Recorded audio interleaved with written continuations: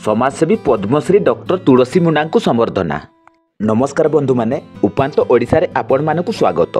निजर संघर्ष और त्याग बल अनेक सम्मानर अधिकारी होइथिबा समाजसेवी पद्मश्री तुलसी मुंडा को नाम रे आउ एक सम्मान जोड़ी होइछि।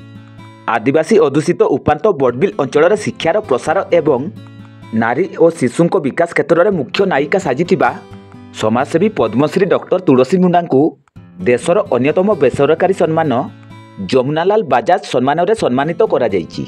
गत नवेम्बर मास 13 तारिख रे जमुनालाल बाजाज फाउंडेशन पक्षरु मुंबई ठारे आयोजित कार्यक्रम रे समाजसेवी पद्मश्री डॉक्टर तुलसी मुंडा को सम्मानित करा जिबा सहित ट्रॉफी, मानपत्र और 20 लाख टंकार चेक प्रदान करा जायतिला।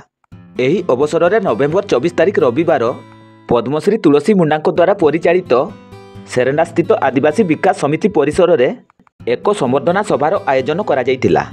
चंपुआ उपजिलापाल उमाकांत परिडा एथिरे मुख्य अतिथि भाव जोग देइथिबा बेले बड़बिल पौर निर्वाही अधिकारी रमेश चंद्र नायक और त्रिवेणी आर्थ मूवर्स कंपानी अधिकारी विष्णु मोहन स्वाई सम्मानित अतिथि भाव जोग देइथिले। एथिसहित आदिवासी विकास समितिर समस्त कार्यकर्ता, बड़बिल प्रेस क्लब सदस्य, बड़बिल संवाद साहित्य घर सदस्य, स्वेच्छासेवी अनुष्ठान प्रयास ग्रुपर सदस्यगण, स्थानीय अंचल अनेक विशिष्ट व्यक्ति और समाजसेवी कार्यक्रम में जोग देई समाजसेवी पद्मश्री तुलसी मुंडा को संबर्धना जणाइथिले। एठारे प्रकाश जे 2001 मसीह समाजसेवी तुलसी मुंडा को पद्मश्री उपाधि प्रदान करा जायतिला।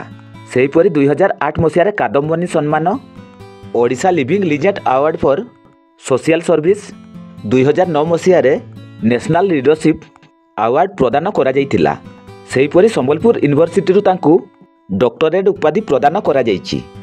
एक घरे टीवी चैनल रे करा जायतिबा कार्यक्रम रे भोटिंग माध्यम रे तांकु प्रिय ओडिया सम्मान रे मध्य सम्मानित करा जायछि।